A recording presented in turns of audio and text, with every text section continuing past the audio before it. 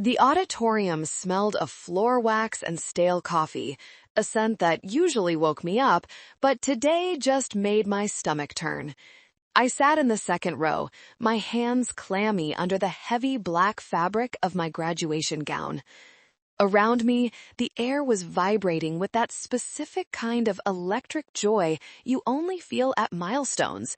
Names were being called, applause erupted in waves, crashing over the stage as families screamed, blew air horns, and waved oversized cardboard cutouts of their children's faces. I adjusted the velvet hood of my master's regalia. It was heavy. It felt less like an academic achievement and more like a yoke I'd voluntarily placed around my neck. "Jennifer Sterling," the dean announced. I stood up. My legs felt mechanical. Walking across that stage was something I had visualized every night for the past 2 years while studying until 3 a.m. after a 10-hour shift as a CFO at a mid-sized tech startup. I had paid for every credit hour, every textbook, and this gown I was wearing.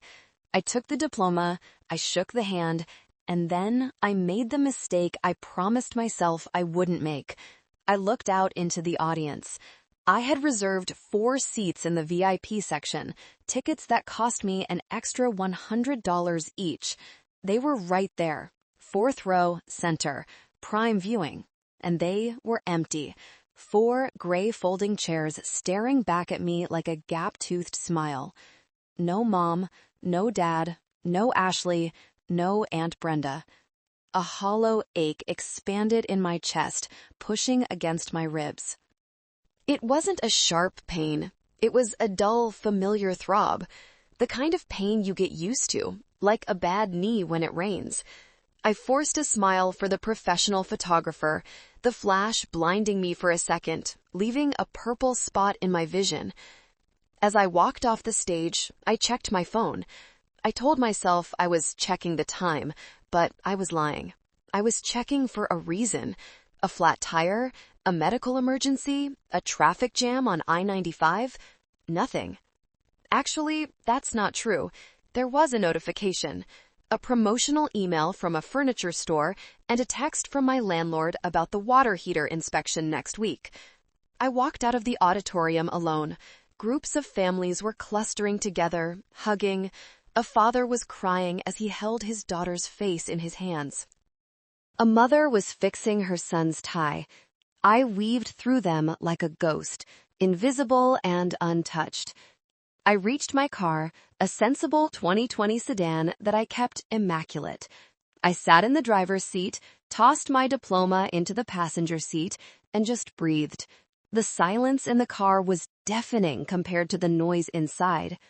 Why did I expect anything different? That was the real question. That was the definition of insanity, right? Doing the same thing over and over and expecting a different result. I had spent my entire adult life trying to buy their affection with achievements. Look, Mom, I got promoted. Look, Dad, I paid off your car note. Look, guys, I'm graduating with honors. And every time, the reaction was the same. A distracted nod, followed by a request. My phone buzzed again. My heart jumped. A stupid, reflexive biological response.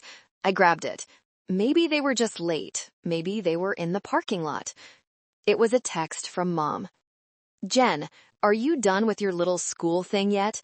I need you to transfer $2,100 to my account ASAP. The deposit for the DJ is due by 5 p.m. or we lose the slot for Ashley's Sweet 16. Don't ignore me." I stared at the screen. The letters seemed to swim. My little school thing. That's what she called a master's in business administration. There was no congratulations. There was no sorry we missed it. There wasn't even a question mark asking if I was okay. Just a demand, a deadline, and a threat. I looked at a diploma on the passenger seat. The gold foil seal caught the afternoon sun. I had worked 80-hour weeks for this. I had missed dinners, dates, and sleep for this. And to Linda Sterling, it was just a little school thing that was keeping me from my primary function, being the family ATM. A coldness started to settle over me. It wasn't sadness anymore. It was something harder, something brittle. I put the car in drive and headed toward the highway. I shouldn't have been going to their house. I should have been going to a bar with my friends or home to a bubble bath. But I had to see it. I had to see what was so important that they ghosted my graduation. As the miles ticked by on the odometer, my mind drifted back. This wasn't new. This was the pattern, the Sterling family algorithm. I remembered being 16. While my friends were going to movies or hanging out at the mall, I was working the closing shift at a diner. I smelled like grease and old onions every night. I handed over my paychecks to Dad because things were tight. I believed him. I wanted to be the good daughter. I wanted to help. Then I'd come home and find new golf clubs in the garage. Or Mom would come back from the salon with a $200 dye job. "It's for appearances, Jen," she'd say, waving a hand dismissively. "Your father needs to look successful to get clients. I need to look presentable for the community. You understand, don't you? You're the smart one." The smart one. That was the trap. Being the smart one meant I was expected to understand why my needs came last. Being the capable one meant I didn't need help. I was the help. Then came Ashley, the miracle baby, the golden child. Ashley was born when I was 16. She was cute, bubbly, and demanding. And my parents didn't just love her, they worshipped her. Where I got hand-me-downs and lectures about frugality, Ashley got brand names and lessons in entitlement. I paid for my own college, loans, grants, 3 jobs. I remember calling Mom during my junior year, crying because I was short on rent and terrified of eviction. "Oh, Jennifer, don't be dramatic," she had sighed into the phone. "We can't help you. We just bought Ashley a pony. The boarding fees are astronomical. You'll figure it out. You always do." A pony. I was eating instant noodles and working the graveyard shift at a hotel, and they bought a pony. I pulled off the highway and navigated through the suburbs. The houses got bigger, the lawns greener. My parents lived in a house they couldn't afford, driving cars they leased to impress neighbors they didn't like. And I knew, deep down, who was subsidizing that lifestyle. Me. I had been sending them allowance for 10 years. It started as helping out with bills and morphed into a monthly expectation. If I missed a payment, the guilt trips were nuclear. After everything we sacrificed for you, you're abandoning your family? You've changed, Jennifer. You've become so cold.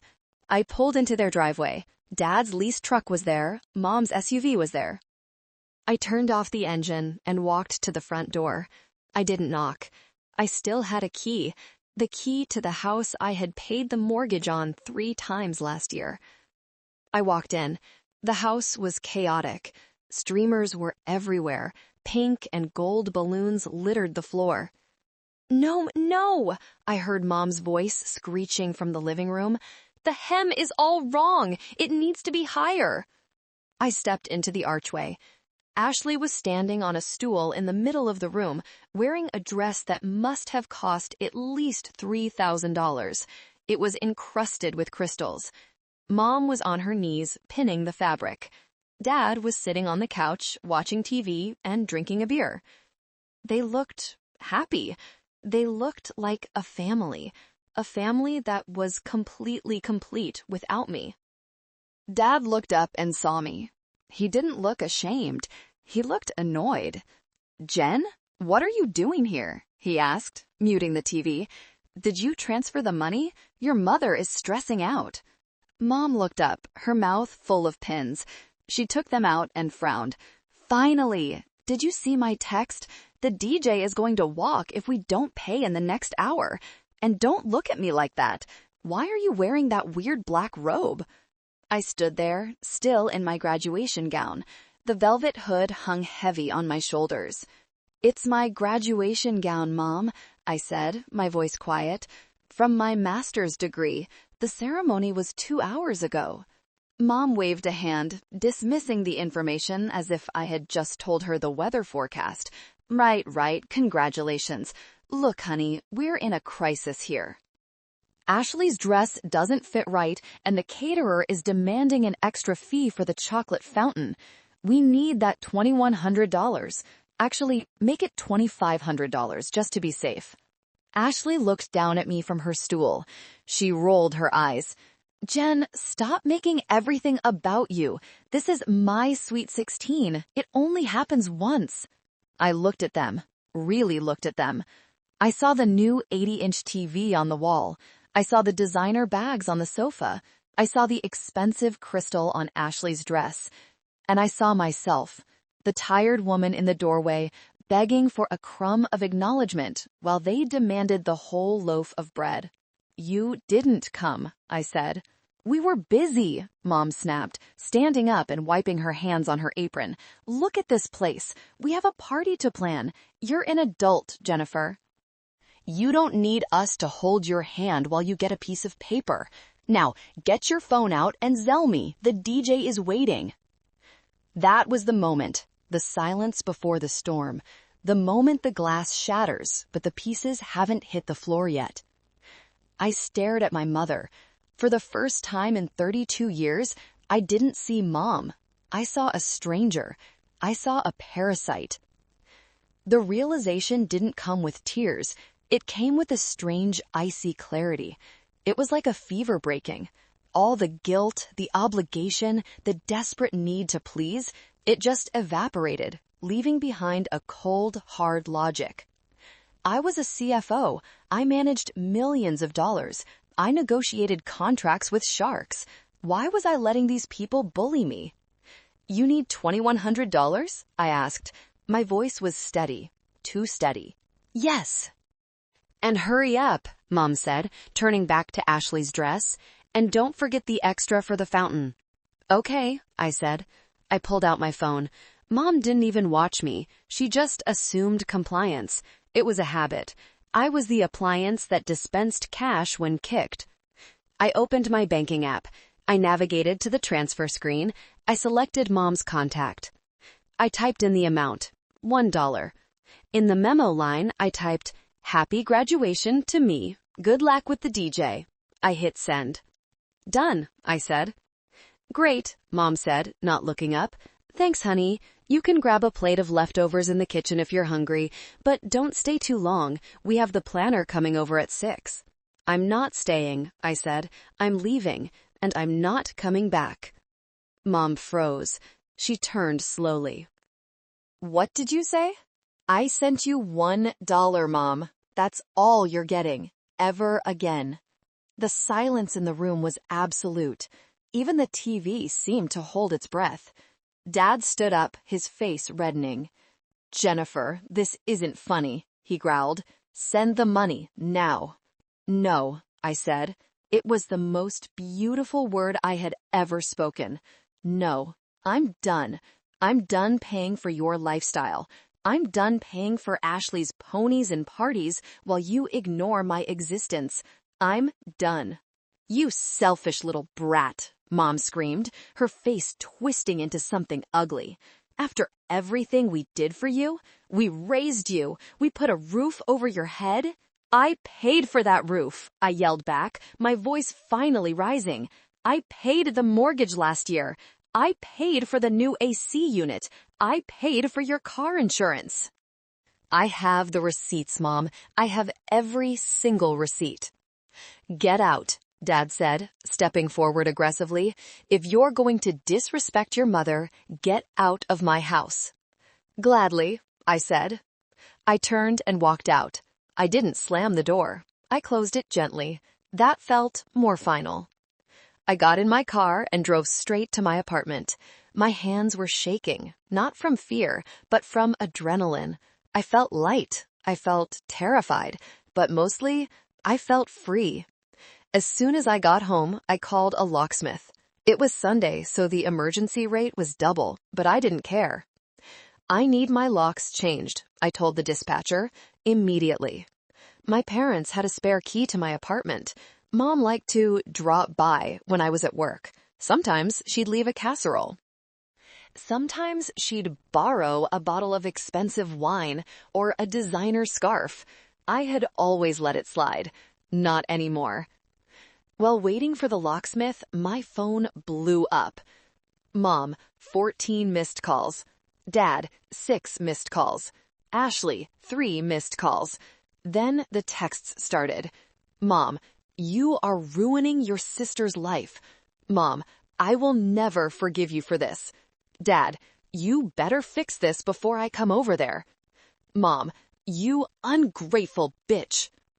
I read them like I was reading a case study on narcissism. I didn't reply. I blocked Ashley first. She was a minor, and I didn't want to fight with a child, even a spoiled one. Then I muted Mom and Dad. The locksmith arrived an hour later. He was a burly guy named Mike. He looked at my graduation gown still thrown over the chair, and then at my tear-stained face. "Bad day?" he asked as he drilled out the deadbolt. "The worst," I said. "Or maybe the best. I haven't decided yet." "Well," Mike said, fitting the new shiny silver lock into place, "this here is a Medeco, high security. Nobody gets in unless you want them to. It's your world now, lady." It's your world now. I paid him and locked the door. I threw the deadbolt. Click. It was the most satisfying sound I had ever heard. I was safe. I was secure. My money was mine. My home was mine. But I underestimated Linda Sterling.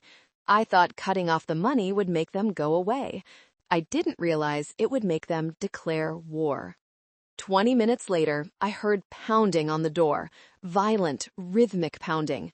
"Jennifer, open this door. I know you're in there." It was Mom. And she wasn't alone. I looked through the peephole. Mom was out there, her face flushed red, banging on the wood with the flat of her hand. Dad was standing behind her, looking less angry and more embarrassed, glancing at the neighbors' doors.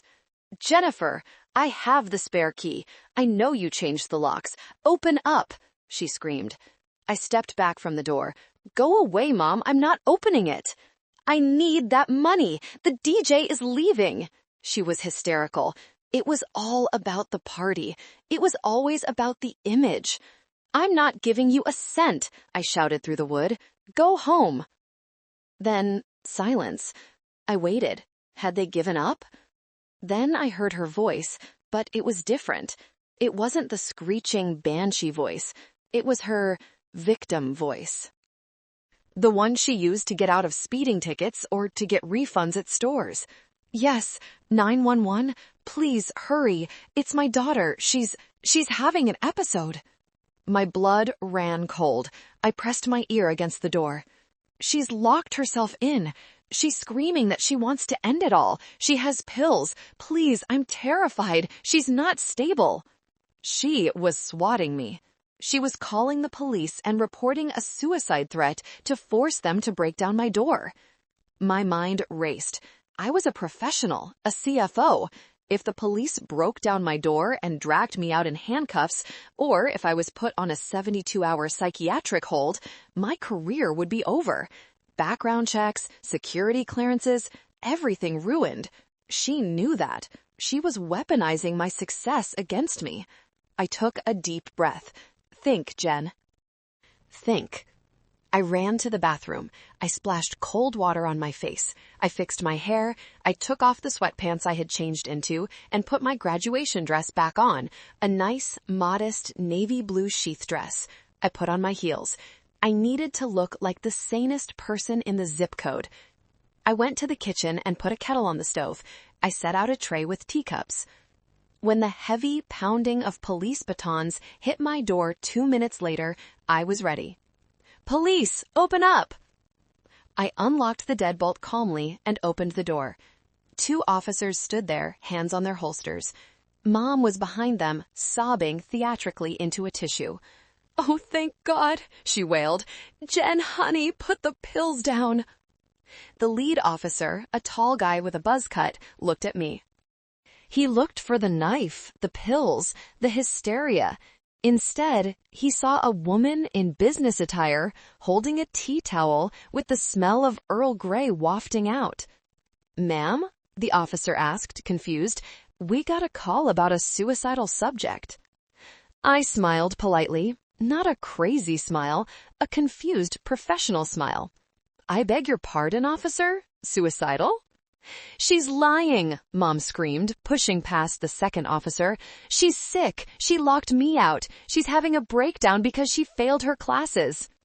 I looked at the officer calmly. "Officer, my name is Jennifer Sterling. I'm the CFO of TechFlow Solutions. I just returned from my graduation ceremony where I received my MBA. This is my mother, Linda. I informed her an hour ago that I would no longer be financing my sister's birthday party. In retaliation, she came here to harass me. When I changed my locks to ensure my safety, she apparently called you." I stepped back and gestured to the pristine apartment. Does this look like the scene of a mental breakdown, or does it look like a quiet Sunday afternoon? The officer looked at me. He looked at the graduation diploma I had deliberately placed on the entry table. Then he looked at Mom, who was red-faced and trembling, not with grief, but with rage. She stole my money," Mom pivoted, changing the narrative instantly. "She stole $2,100 from me." "That's a civil matter, ma'am," the officer said, his voice dropping an octave. He was starting to understand. He turned to Mom. "Did you make a false report about a suicide threat to get us to open this door?" I was worried," Mom stammered. "She wasn't answering." "I have the text messages here, officer," I said, holding out my phone, "where she threatens to make me regret it if I didn't send the cash." The officer looked at the texts. His jaw tightened. He turned to Mom. "Ma'am, making a false police report is a crime. Misusing 911 is a crime. You need to leave this property immediately. If you return, you will be arrested for trespassing and harassment." "You can't do this," Mom shrieked. "She's my daughter. She owes me."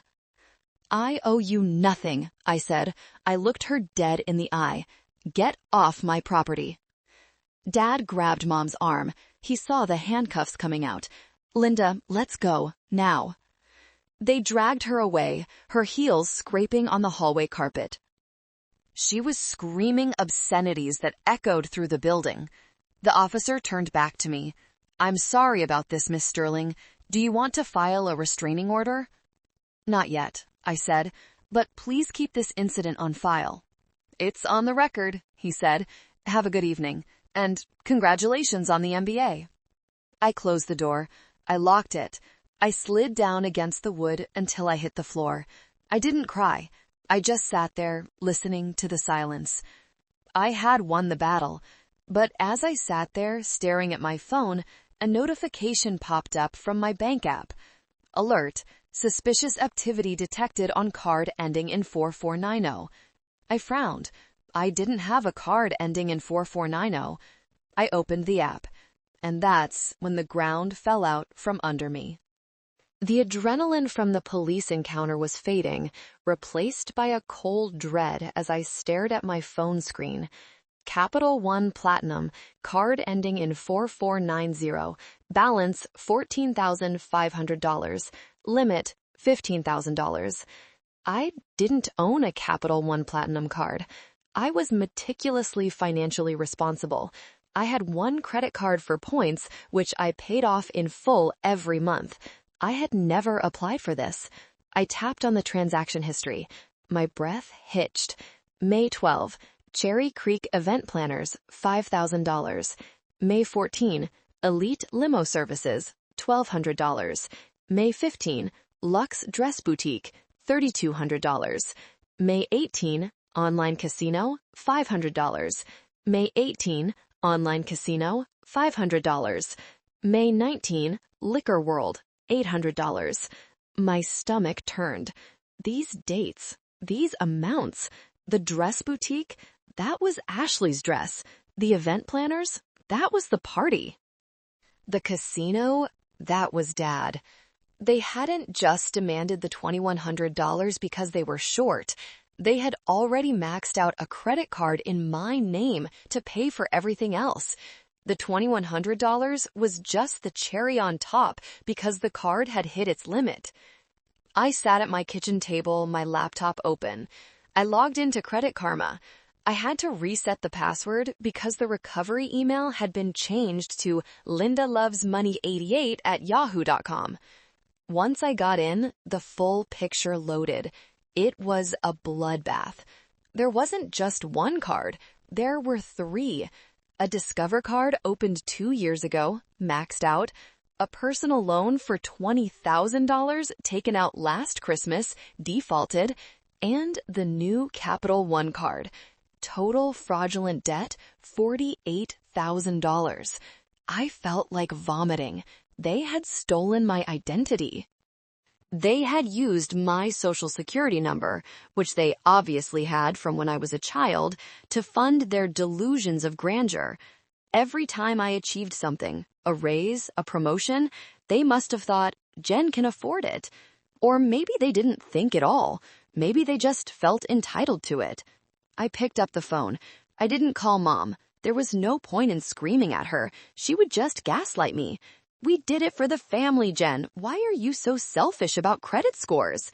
No, this wasn't a family dispute anymore. This was a felony. I called the fraud department of Capital One first. My name is Jennifer Sterling, I told the representative, my voice robotic.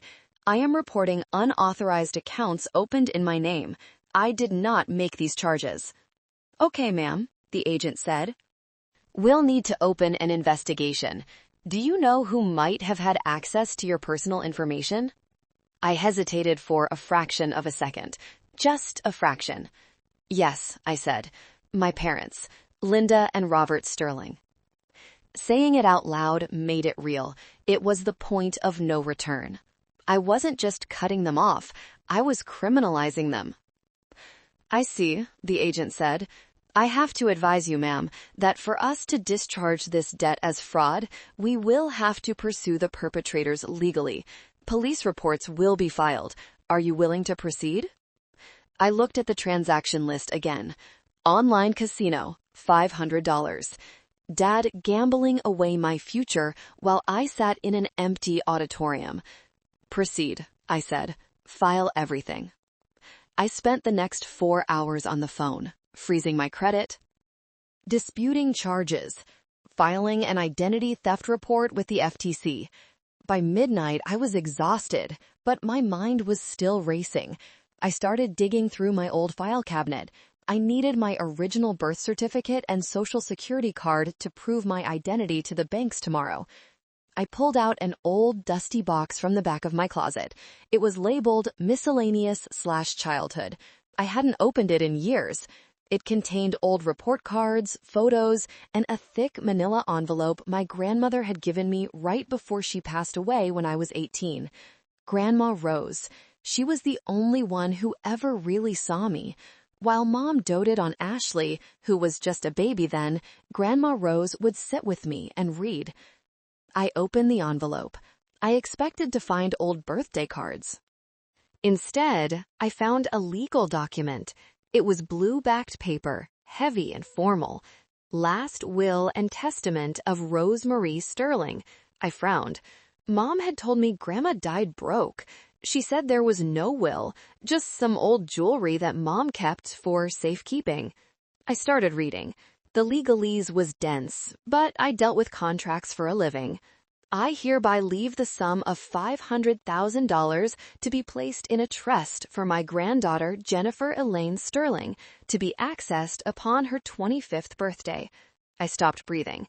$500,000. I was 32. I had never seen a dime. I flipped the page. Trustee, Linda Sterling. I read further.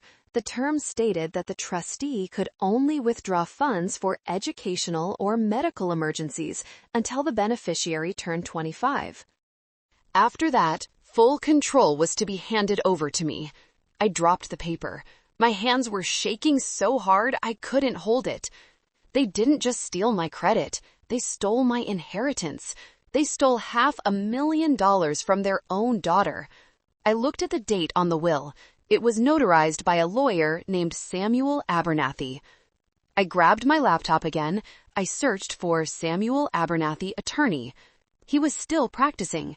His office was 20 minutes away. Monday morning, I called in sick to work. It was the first time in 5 years I had taken an unscheduled day off.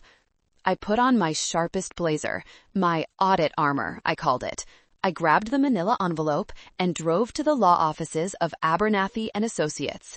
The office smelled of old paper and mahogany. Samuel Abernathy was an older man, maybe in his 70s, with sharp eyes behind wire-rimmed glasses. When I told him my name, his face softened. "Jennifer," he said, standing up to shake my hand. "My goodness, you look just like Rose. I've been wondering when you would come to see me." I sat down, clutching my purse. "You were expecting me?" "Well, yes," he said, sitting back down. "I assumed you would come when you turned 25. When you didn't, I reached out to your mother, the trustee. She informed me that she said you had joined a reckless cult in California and wanted nothing to do with blood money. She instructed me not to contact you." My jaw dropped. A cult? I was in grad school working at Starbucks. Mr. Abernathy sighed, a deep, weary sound. "I suspected as much. Rose always said Linda had a flexible relationship with the truth." "Where is the money, Mr. Abernathy?" I asked, though I already knew the answer. He pulled a thick file from his desk drawer. "The trust was liquidated over the last 10 years. Your mother submitted invoices regularly. Medical bills, tuition payments for private schools, rehabilitation centers." He slid a stack of papers across the desk. I flipped through them. My heart hammered against my ribs. Invoice, St. Mary's Academy, $25,000. Ashley's private high school. Invoice, Pine Ridge Recovery, $40,000. Dad's brief stint in rehab that they told me insurance covered. Invoice, Sterling Home Renovations, $60,000. The kitchen remodel. They had forged documents claiming these expenses were for me. "This isn't me," I whispered, pointing to an invoice for a Jennifer Sterling needing braces at age 28. I've never had braces. And this school? That's my sister's school. Mr. Abernathy leaned forward. "If that is true, Jennifer, then this is embezzlement, breach of fiduciary duty, fraud, grand larceny." "It's true," I said, tears finally stinging my eyes. Not tears of sadness, but of pure, unadulterated rage. They stole it all. Grandma wanted me to be safe. She wanted me to have a start in life, and they ate it. They ate my future. "Not all of it," Abernathy said. I looked up. What?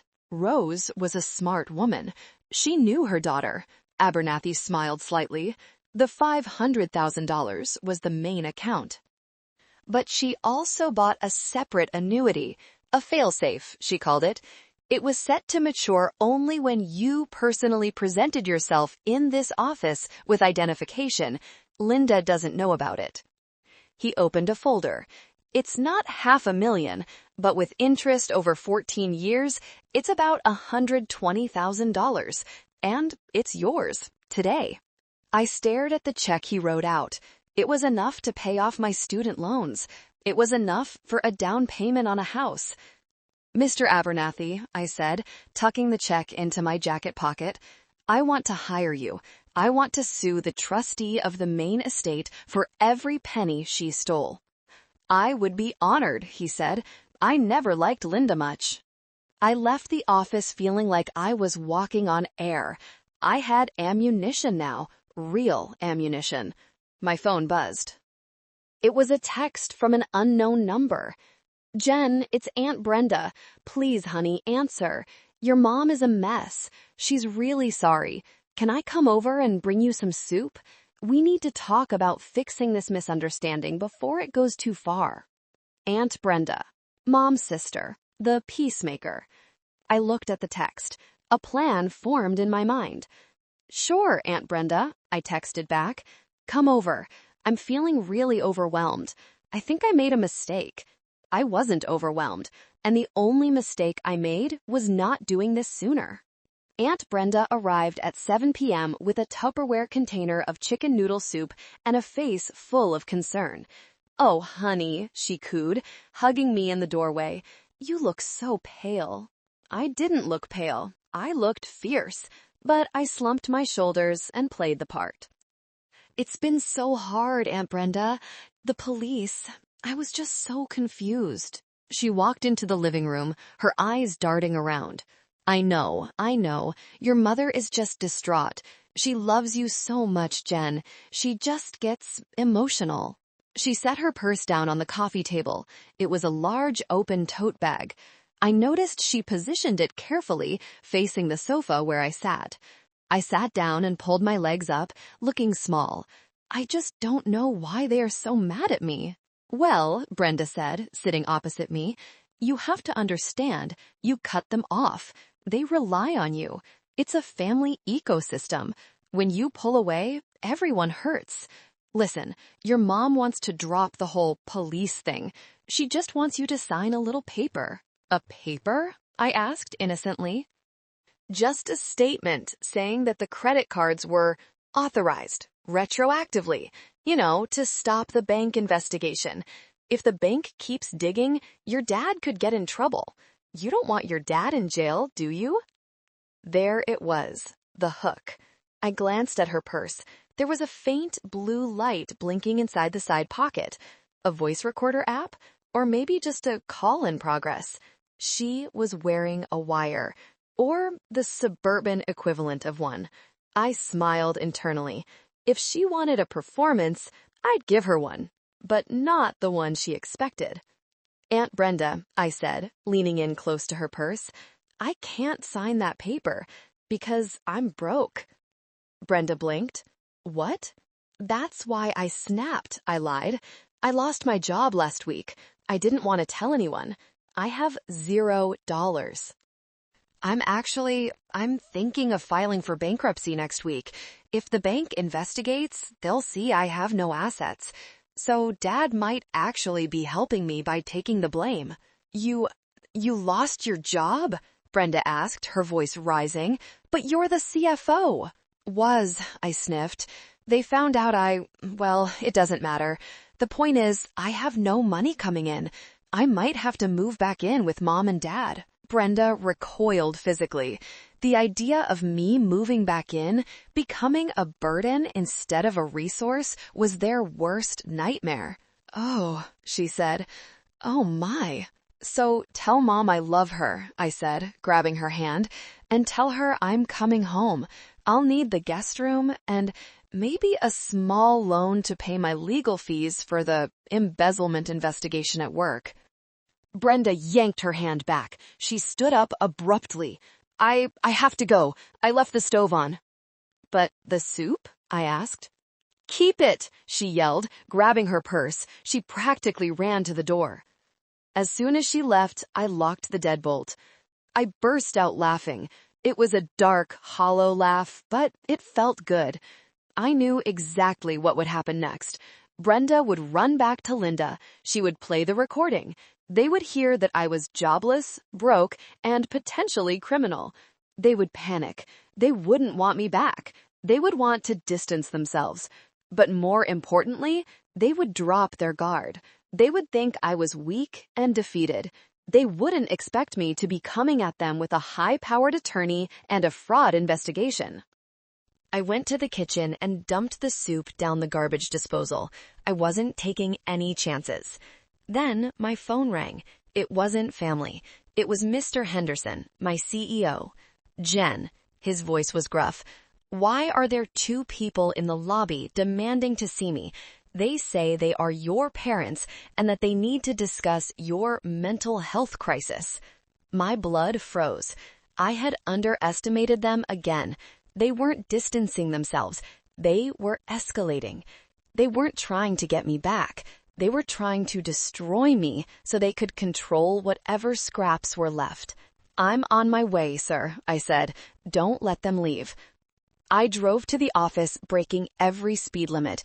My hands were gripping the steering wheel so hard, my knuckles were white. This was the nuclear option. Mom and Dad had realized that if I was broke, as I told Brenda, or if I was fighting back, the only way to maintain control over me and whatever assets I might still have hidden was a conservatorship. Like Britney Spears, they wanted to have me declared mentally incompetent. If they succeeded, they would get legal control over my finances, my decisions, and yes, the trust fund if they found out about the investigation. They were trying to paint me as unstable to my employer, to cut off my income source, making me dependent on them again. It was sick, it was brilliant, and it was going to fail. I ran into the lobby of TechFlow Solutions.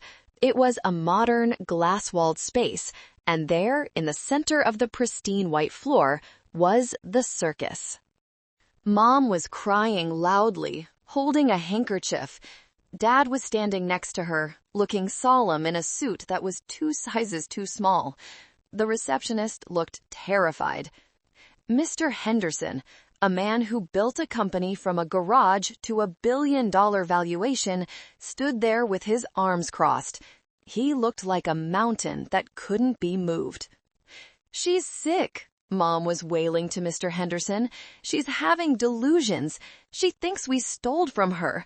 We need you to sign this affidavit so we can get her the help she needs. We need to freeze her accounts for her own safety." "And who are you again?" Henderson asked, his voice like gravel.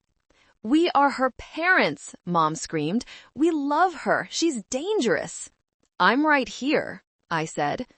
My voice echoed in the lobby. Everyone turned. Mom's face went from tragic grief to pure shock. She thought I was home crying over soup. "Jennifer," Dad barked, "don't make a scene. We are doing this for your own good." I walked up to them. I stood next to my CEO. I didn't look like a child anymore. I looked like a peer to the man running the company. "Mr. Henderson," I said calmly, "I apologize for this disruption. These people are currently under investigation for credit card fraud and embezzlement of a family estate. I believe they are attempting to sabotage my employment to force me into a dependent position." "Liar!" Mom lunged at me. Mr. Henderson stepped in front of me. He was 6'4". Mom stopped short. "Mrs. Sterling," Henderson said. His voice was quiet, which made it terrifying. "I have known Jennifer for 5 years.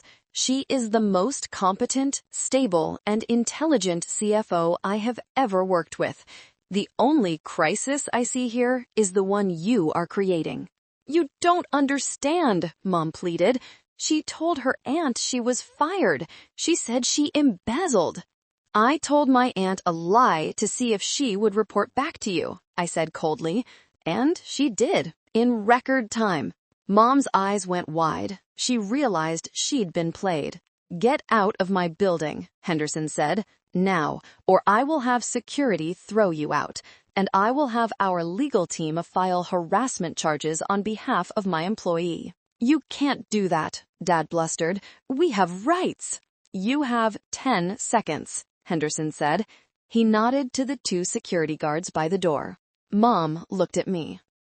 Her eyes were full of venom. "You ungrateful little witch. You'll regret this.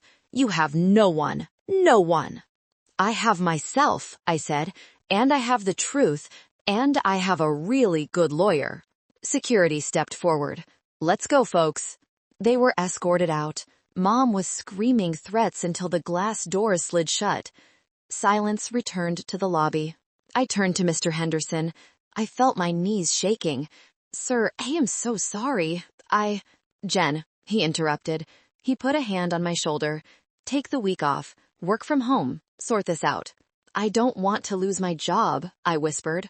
You're not going to lose your job, he said. But you need to win this war. Do you have what you need? I found the grandma file, I said. He smiled grimly. Good. Bury them. I walked back to my car. I was exhausted. But as I sat in the driver's seat, my phone pinged. It was Ashley. I had blocked her number, but she had messaged me on Instagram. Ashley. Jen, are you okay? Mom and Dad are losing their minds. They said you're going to jail. But I found something on Dad's computer. I think you need to see it. I stared at the screen. The golden child was breaking rank. I stared at the message from Ashley for a long time. My thumb hovered over the screen. Was this another trap? Was Mom dictating these words to her, trying to lure me into a meeting where they could ambush me with a process server or guilt-trip me into submission? Jen, are you okay? Mom and Dad are losing their minds. They said you're going to jail, but I found something on Dad's computer. I think you need to see it. I decided to take the risk, but I wasn't going in blind. I was going in strategic. I texted back, meet me at the Starbucks on 4th and Main, alone. If I see Mom or Dad's car, I'm leaving. Ashley replied instantly, on my way. I took an Uber. I arrived 20 minutes early. I parked my car 2 blocks away and watched the entrance of the coffee shop from across the street. Paranoia? Maybe, but after what happened in my office lobby, I called it necessary caution. 10 minutes later, a black sedan pulled up. Ashley stepped out. She wasn't wearing her usual designer clothes. She was in sweatpants and a hoodie, looking small and terrified. She kept looking over her shoulder. She was alone. I walked over, my heart pounding in my throat. When I opened the door, the smell of roasted coffee beans hit me, grounding me. Ashley was sitting in the back corner, her hands wrapped around a cup of water. She was shaking. Jen, she whispered when she saw me. Her eyes were red and puffy. She looked like a child again, not the entitled brat demanding a pony. I sat down opposite her. I kept my face neutral. What did you find, Ash? She reached into her pocket and pulled out a USB drive. She slid it across the table like it was contraband. Dad left his email open, she said, her voice trembling. I went on there to see if the DJ was actually booked. I was worried about my party. She paused, looking down at her hands. I searched for bank in his emails. I saw the emails from Capital One about the fraud investigation, but then I saw another folder. It was labeled College Fund. My stomach tightened. And? It's empty, Jen. She looked up, tears streaming down her face. My college fund, the one Grandma started for me too, they drained it 3 years ago. They bought the boat with it. You know, the one Dad said he won in a raffle? I closed my eyes. Of course, the boat that sat in the driveway for 6 months before they sold it at a loss. I confronted them, Ashley continued, her voice gaining a sharp edge of anger. I asked Mom about it this morning. She told me to shut up. She said I was being ungrateful.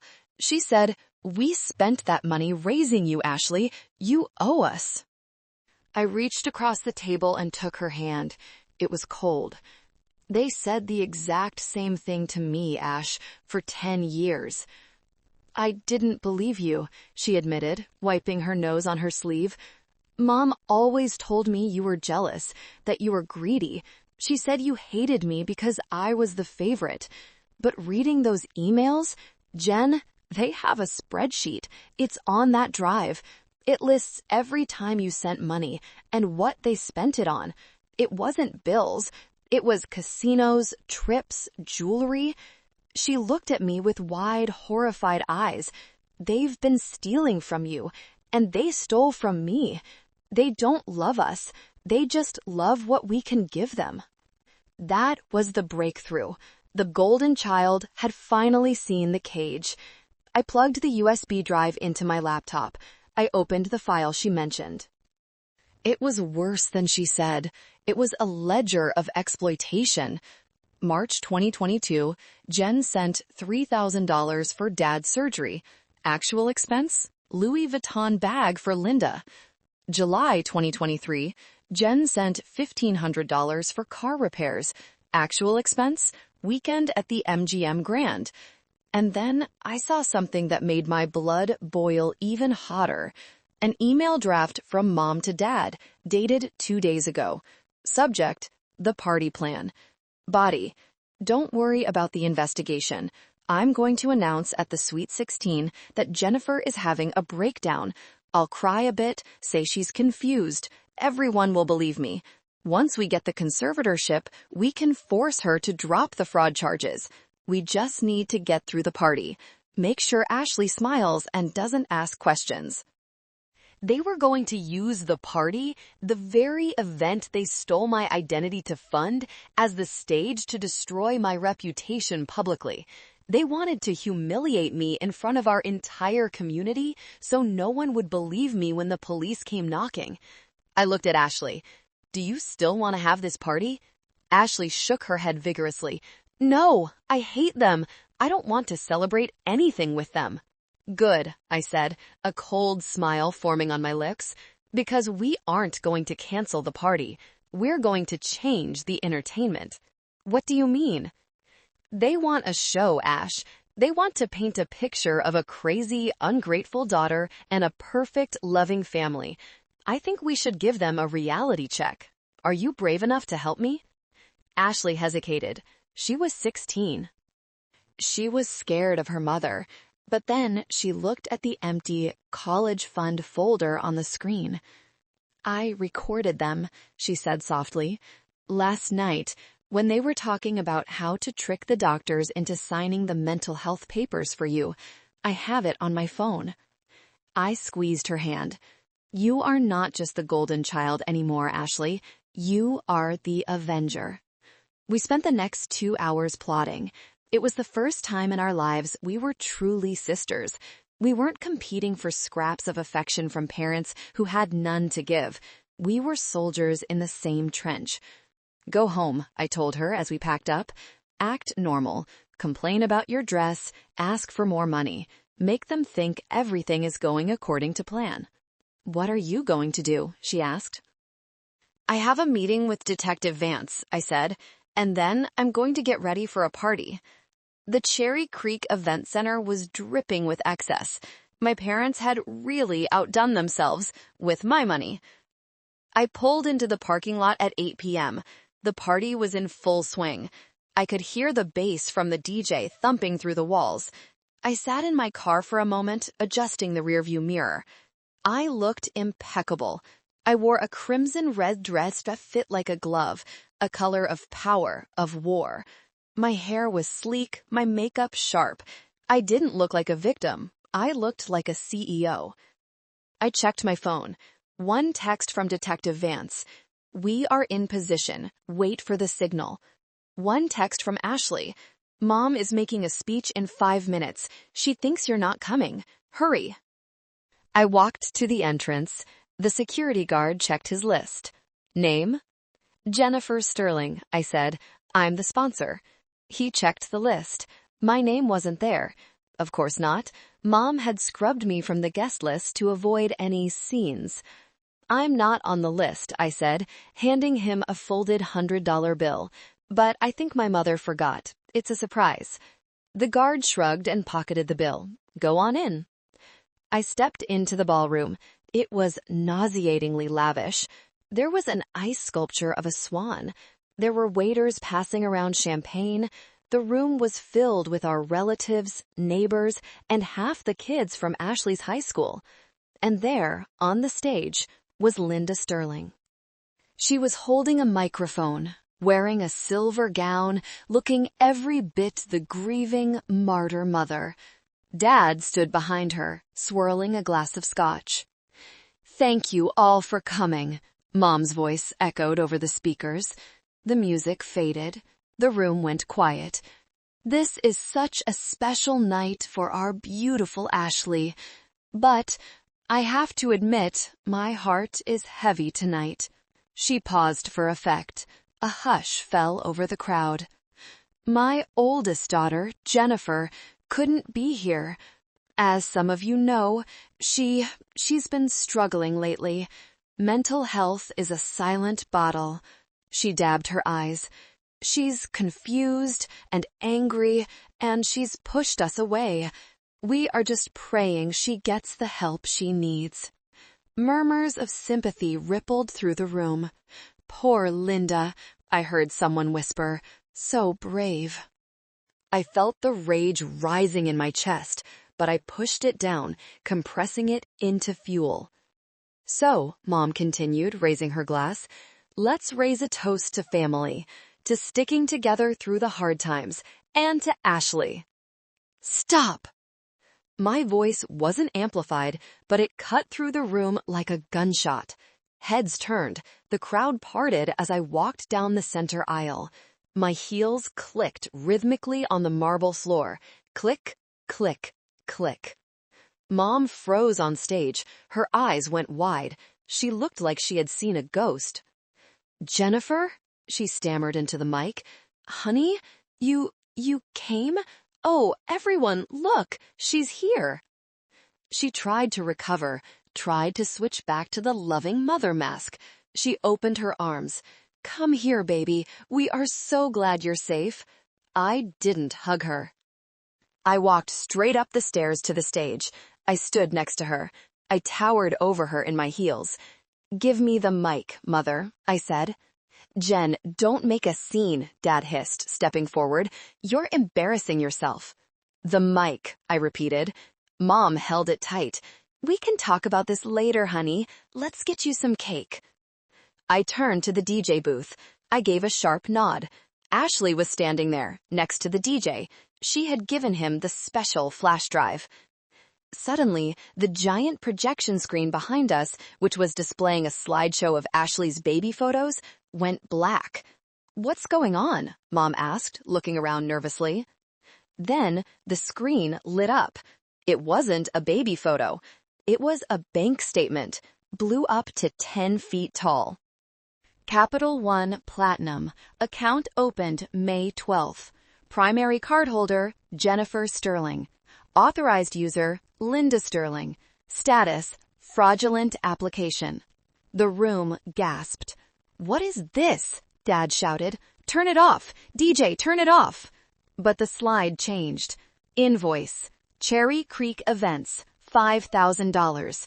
Paid by Jennifer Sterling, stolen identity. I grabbed the mic from my mother's limp hand. You wanted to talk about family, Mom? I said, my voice steady and amplified, booming through the hall. You wanted to tell everyone how I'm struggling? Let's tell them the truth. You didn't pay for this party. I did, without my permission. She's lying, Mom shrieked, trying to grab the mic back. I sidestepped her. She's off her meds. Don't listen to her. Roll the audio, I said. The speakers crackled. And then, everyone heard it. The clear, undeniable voice of Linda Sterling, recorded by Ashley the night before. We just need to get the doctor to sign the papers. Once Jennifer is under the conservatorship, we control her assets. We can shut down the fraud case. She'll be too medicated to fight back. We just need to make her look crazy at the party. The silence in the room was absolute. It was heavy, suffocating silence. The neighbors who had just been pitying Linda were now staring at her in horror. And Dad, I continued, pointing at the screen as a new image appeared, the spreadsheet of the stolen college funds. You spent Ashley's college tuition on a boat and online poker. You stole $50,000 from your own daughter. Dad turned pale. He looked at the crowd, then at me. You ungrateful! We gave you life! You gave me debt! I yelled back, letting the anger finally break through. You stole my identity. You stole Grandma's trust fund. You stole Ashley's future. And you tried to steal my freedom. It's family money, Mom screamed, losing all composure. She looked feral. It belongs to us. You owe us. I owe you nothing but a prison sentence, I said.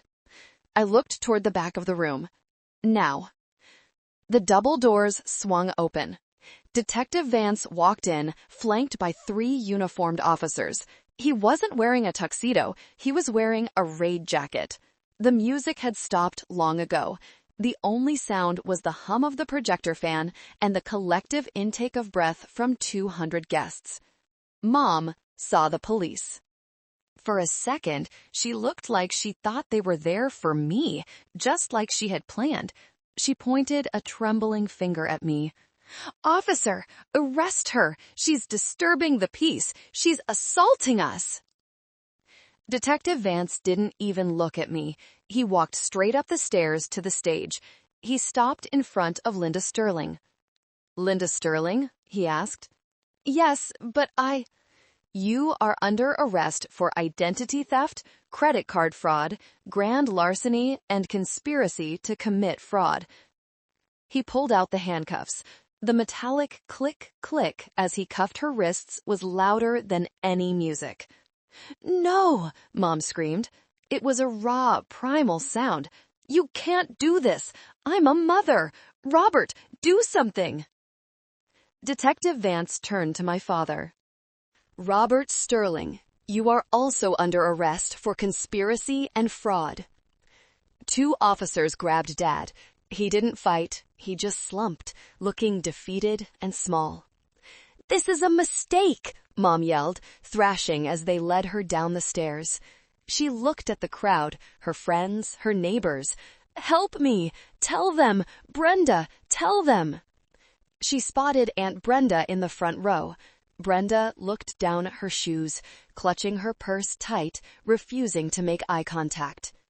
Even the viper knew when to retreat. As they dragged Mom past me, she locked eyes with me. There was no love there, just pure, unadulterated hate. I wish you were never born, she hissed. I leaned in close, so only she could hear. I know, because I'm the one investment you couldn't cash out. The officers marched them through the crowd. It was the perp walk of the century. Guests pulled out their phones. Flashes went off. This wasn't the photo shoot Mom wanted, but it was the one she deserved. I stood on the stage, alone.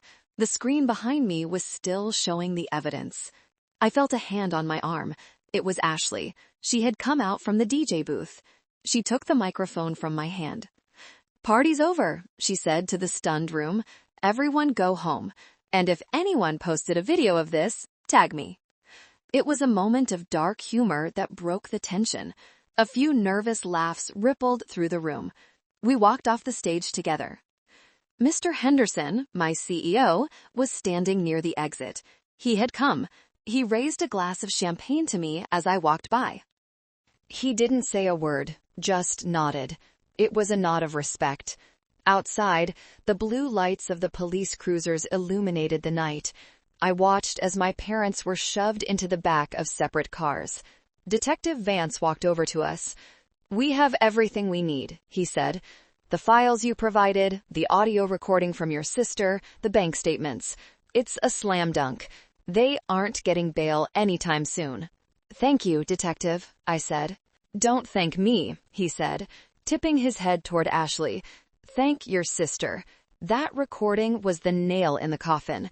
Proving intent is hard, but hearing them plot to commit medical fraud, that's a felony with a mandatory minimum.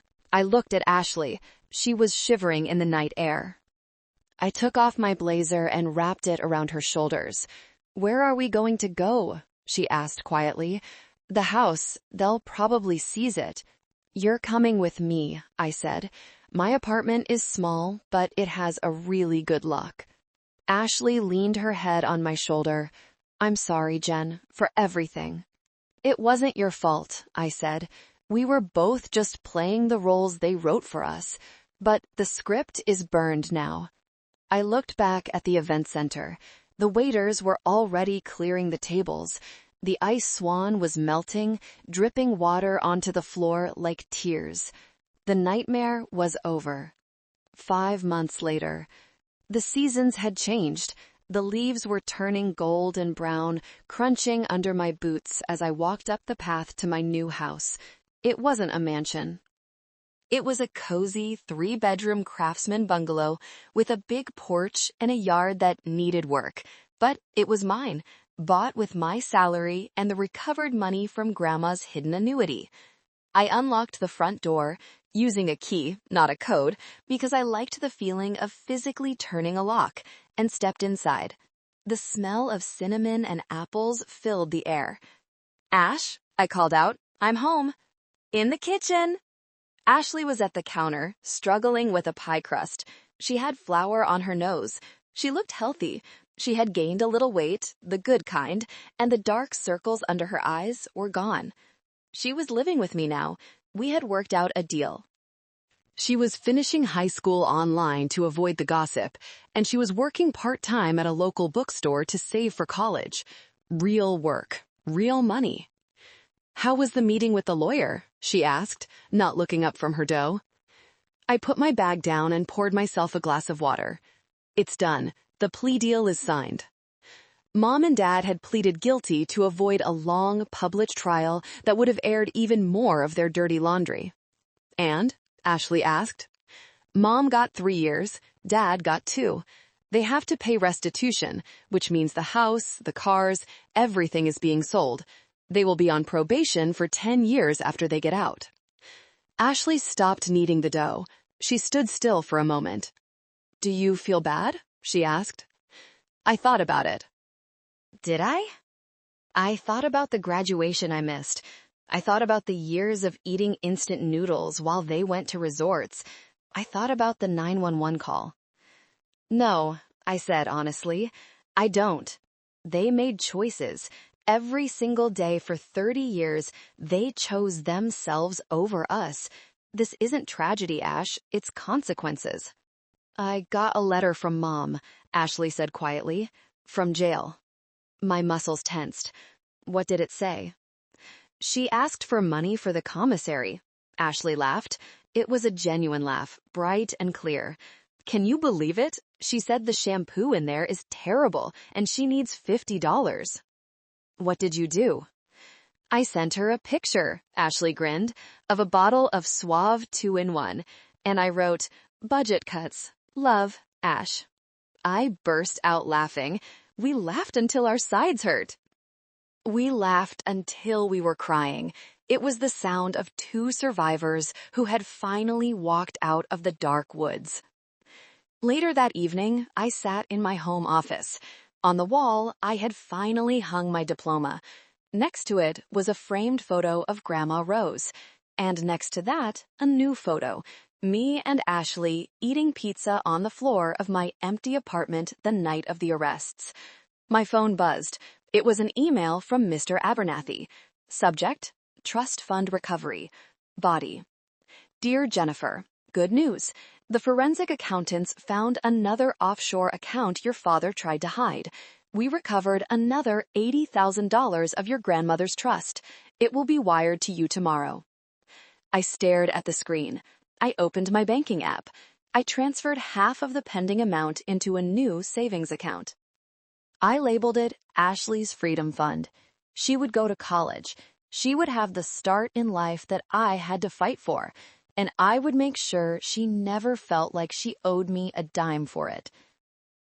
I walked out to the porch and sat on the swing. The sun was setting, painting the sky in shades of violet and orange. I used to think family was about blood. I used to think it was about obligation, about sticking together no matter how much it hurt. I thought love was transaction, that if I paid enough, performed enough, achieved enough, they would finally love me. I was wrong. Family isn't who you're related to. It's who you choose. It's who has your back when the police are banging on the door. It's who hands you a flash drive to take down a monster. I took a deep breath of the crisp autumn air. I was Jennifer Sterling. I was a survivor. I was a sister. And for the first time in my life, I was free. Thank you so much for listening to my story. If you've ever had to cut off a toxic family member, comment the letter A below. I want to see how many of us are out there. And if you want to hear more stories about justice served cold, click that subscribe button and ring the bell. See you in the next video.